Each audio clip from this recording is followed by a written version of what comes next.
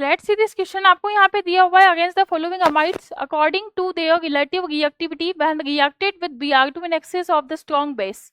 यहाँ पे इंपॉर्टेंटली ये है कि आपको जो यहाँ ग्रुप दिया हुआ है इस पे कौन सा इफेक्ट लग रहा है, पेगा पोजिशन पे +H। यहाँ पे कौन सा इफेक्ट लगाएगा, -M, that is the electron withdrawing group. ठीक है, यहाँ पे कौन सा इफेक्ट लगाएगा, ये भी कौन सा लगाएगा, -I, क्योंकि इस केस में -I is more dominating than +M। ठीक है, हेलोजन के केसेस में -I ज्यादा डोमिनेट करते हैं +M के कंपैरिजन में, और यहाँ पे तो कोई इफेक्ट है ही नहीं। तो सबसे ज्यादा यदि हम लोग इसमें देखें against the following amides according to relative reactivity when reacted with Br2 in excess, मतलब यहाँ पे आपको क्या बताना है, ESR रिएक्शन, क्योंकि मैकेनिज्म तो ESR ही है।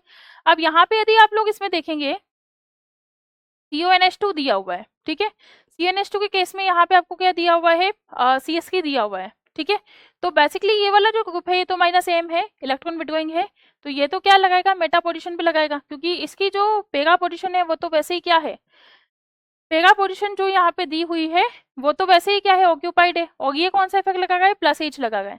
तो इसके कंडीशन में जो इलेक्ट्रॉन डोनेटिंग ग्रुप होते हैं वो हमेशा क्या करते हैं, ESI की रिएक्टिविटी को बढ़ा देते हैं, रिएक्टिविटी, ESR रिएक्शन की जो रिएक्टिविटी है उसको बढ़ा देते हैं। ठीक है, और इलेक्ट्रॉन विड्रॉइंग ग्रुप जो होते हैं वो ESR की रिएक्टिविटी को कम कर देते हैं।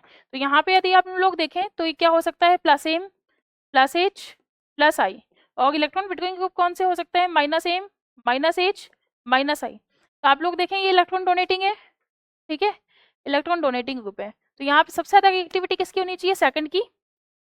ठीक है, फिर उसके बाद फर्स्ट पे तो कोई इफेक्ट है ही नहीं, फिर उसके बाद होनी चाहिए फोर्थ की, क्योंकि -I है, -I यहाँ पे क्या है, कम इलेक्ट्रॉन विड्रॉइंग है, -M उससे ज्यादा इलेक्ट्रॉन विड्रॉइंग है, तो पहली प्रायोरिटी -I की रहेगी, इसलिए यहाँ पे क्या आएगा, फोर्थ, फिर उसके बाद यहाँ पे आएगा लास्ट में थर्ड। तो इसका जो ऑप्शन आना चाहिए that will be the D option is the correct answer.